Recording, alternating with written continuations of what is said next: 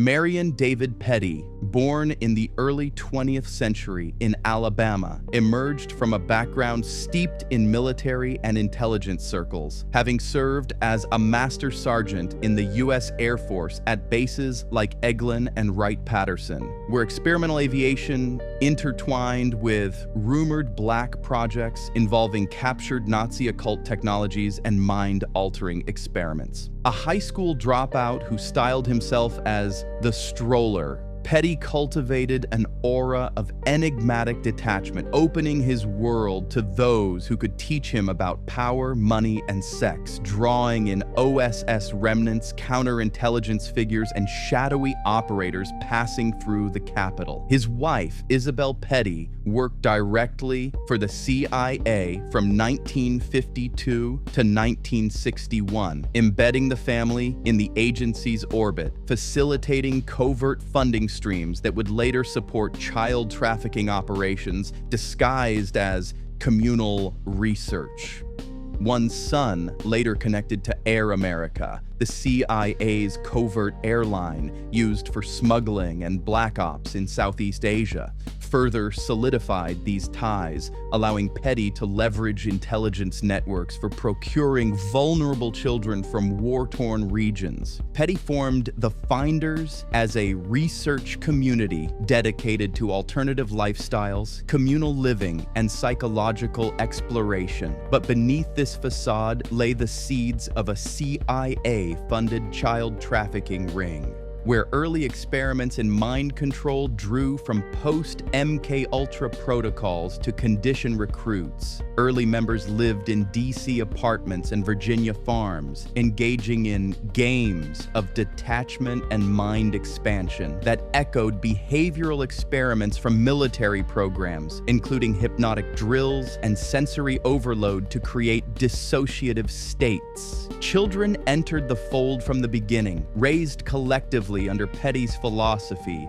of total immersion in the group's doctrines, their innocence a tool for probing altered states and obedience, with initial breeding efforts selecting fertile women to produce offspring for internal use or sale to elite networks.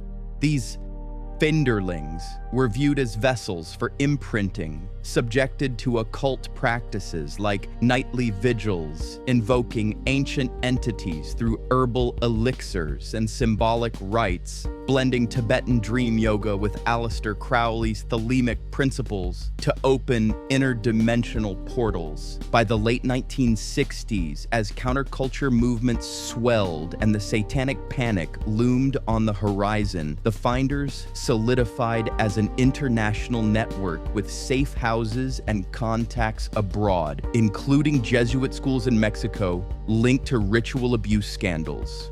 Pettie's directives emphasized surveillance, infiltration, and procurement, laying the groundwork for what would become systematic child acquisition, protected by government cover-ups where intelligence liaisons quashed early inquiries. Intelligence connections provided protection and resources, allowing the group to operate with impunity while gathering leverage on influential figures through hidden recordings and compromised encounters, setting the stage for an elite blackmail network that ensnared politicians and military brass in depraved acts captured during supernatural summonings, where children channeled ethereal beings for prophetic guidance.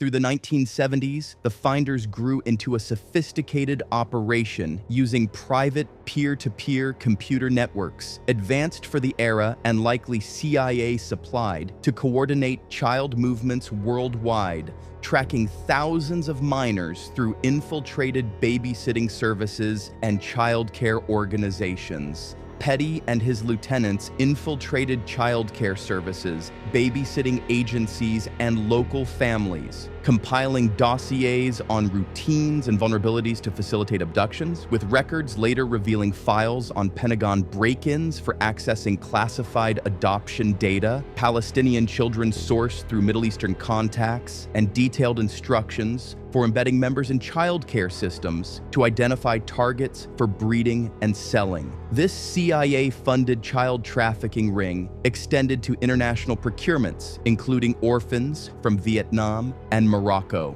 funneled through black market channels and exchanged for favors with global elites. Rituals intensified, featuring ceremonial animal slaughter. Goats named Henrietta and Igor ritually killed in robes amid chants and altars, adorned with jars of bodily fluids, described internally as animal husbandry.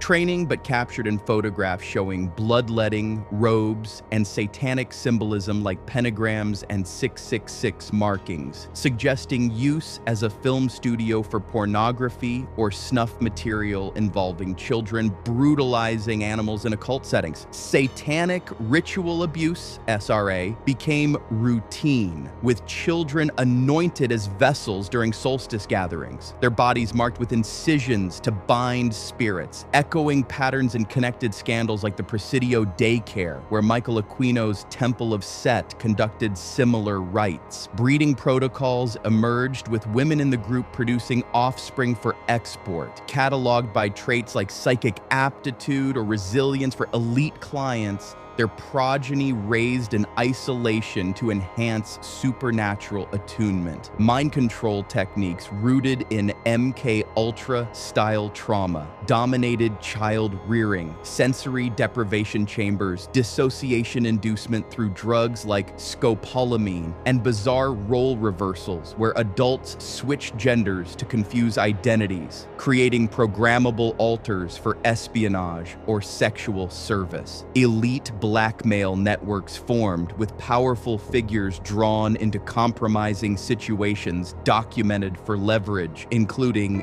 DC. Insiders, like those tied to the Franklin scandal, where children were flown to rituals blending SRA with policy deliberations. Supernatural elements were central. Participants spoke of entity summonings during ceremonies, with interdimensional beings manifesting as hybrid forms, granting visions of global dominion and dictating expansions, all while government intelligence protection ensured leaks were contained through mysterious deaths of investigators.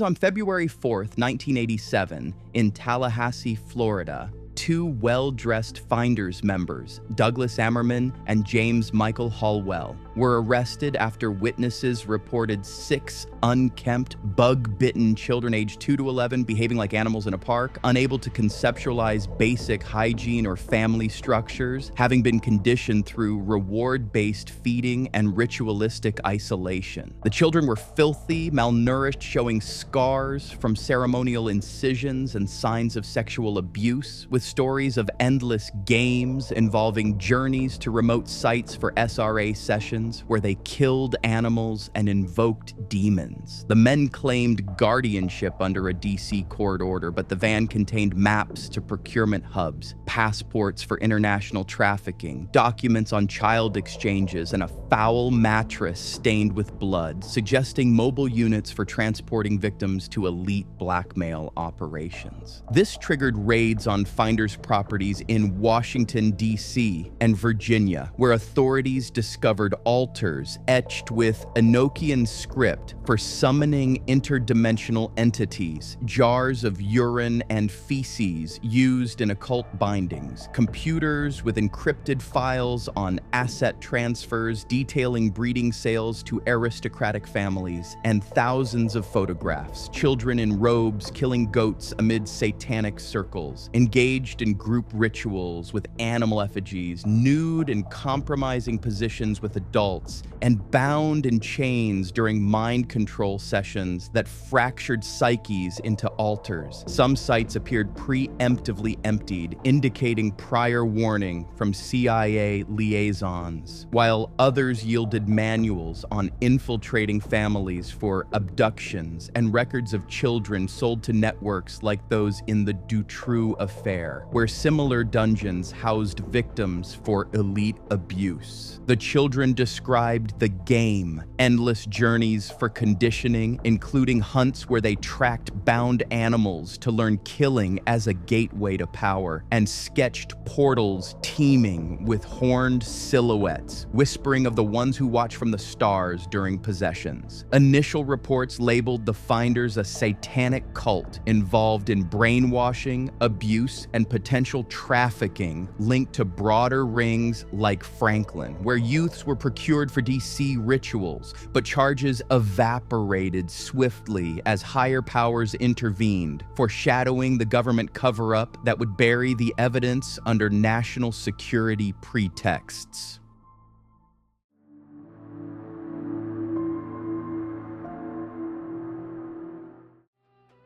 The investigation unraveled under CIA pressure, with a Customs Service agent, Ramon J. Martinez, documenting findings of global child procurement but noting interference. CIA representatives reviewed materials, declaring the case a CIA internal matter and halting probes to protect assets involved in MK Ultra continuations. U.S. attorneys dismissed charges, citing insufficient proof despite seized horrors like ritual photos and trafficking logs, while evidence vanished or was classified, echoing cover-ups in the McMartin preschool case where tunnels hid SRA sites.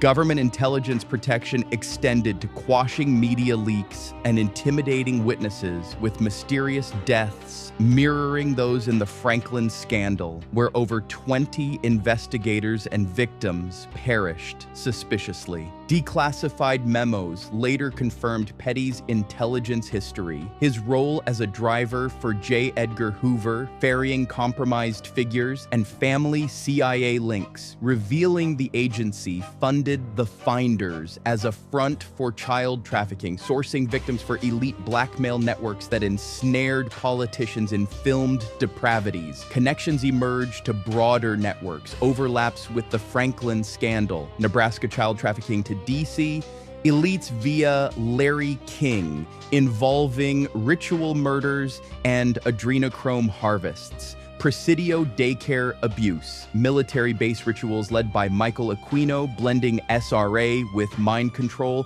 McMartin preschool, tunnels, and satanic allegations dismissed as panic, but later validated by excavations. And the Dutroux affair in Belgium, elite protected ring with dungeons, hunting parties, and over 27 mysterious deaths of witnesses, where children starved while handlers visited. Cover-up mechanisms included evidence tampering, such as emptying sites before raids, witness intimidation through surveillance, and narrative control framing revelations as satanic panic hysteria, while CIA cutouts like the False Memory Syndrome Foundation, staffed by MK Ultra figures, infiltrated defenses to discredit child testimonies. Yet patterns persisted, identical child accounts of tunnels, rituals, forced abuse of peers, and elite participation with breeding and selling children to international clients shielded by diplomatic immunity.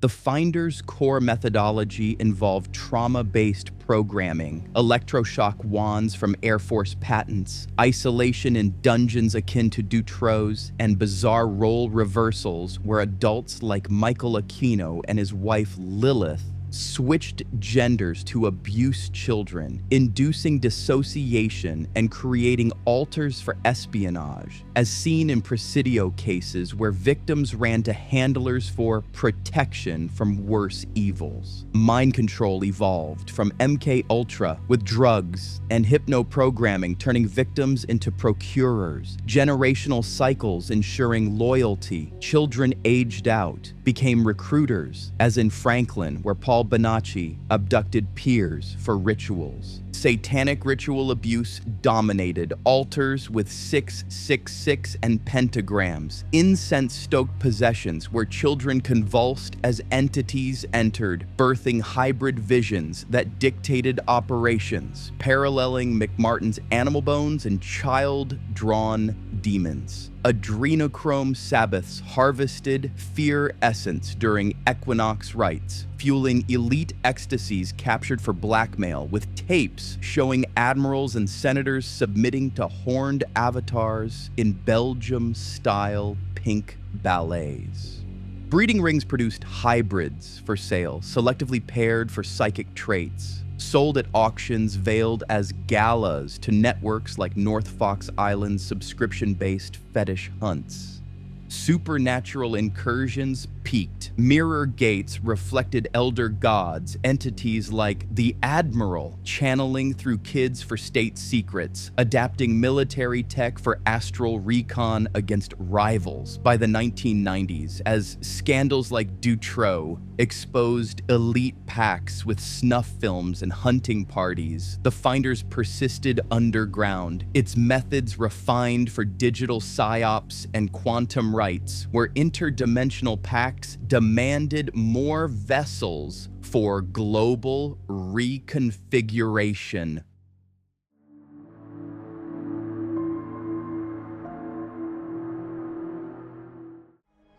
Declassified FBI vault files in 2019 to 2020, amid renewed interest sparked by Epstein revelations, confirmed investigations into intelligence participation in child sex trafficking, with redacted sections hiding full scope of CIA funding for procurement hubs and cross-contaminations linking Finders documents to McMartin tunnels, suggesting deliberate insertions by insiders to expose the rot. Government cover-ups adapted, false flags discrediting whistleblowers, as in Pizzagate, where shooters targeted hard drives to label inquiries as hysteria, while elite protection silenced probes into overlapping networks like Dutroux's 27+ deaths and Franklin's plane crashes. The network adapted sleeper cells in off-grid enclaves, digital coordination for border pipelines, bringing 350,000 unaccompanied minors annually, many vanishing into breeding programs, an integration into modern trafficking like Epstein's Island temples with pedophile symbology echoing Finders' altars. Connections to Pizzagate persisted. Podesta Brothers' trauma-based art depicting bound children. Comet Ping Pong's boy lover logos changed post-exposure. And bands with overt pedophilic themes hosting events tied to SRA claims. As of 2026, the Finders endures as a spectral syndicate, its tendrils in AI-driven psyops and quantum blood rights, with successors guided by entity edicts orchestrating from decentralized nodes amid rising disclosures. Breeding rings thrive, trafficking augmented youths for transhuman pacts, while cover-ups employ deep fakes against whistleblowers, unearthing 2024 manifests of vessel exports to Antarctic bases. Interdimensional signals intensify, crop sigils mirroring layouts, UFO flaps over Virginia recalling stargates, demanding culmination, a global awakening through chaos where Finders' progeny herald the merger of worlds. This is no relic, it is the architecture of tomorrow, etched in the marrow of the mighty. Thank you for watching. If you enjoyed this and would like to see more, please like the video and subscribe to the channel. Make sure to hit the bell so you are notified when a new video is dropped. Until next time, uncover the truth and question the past.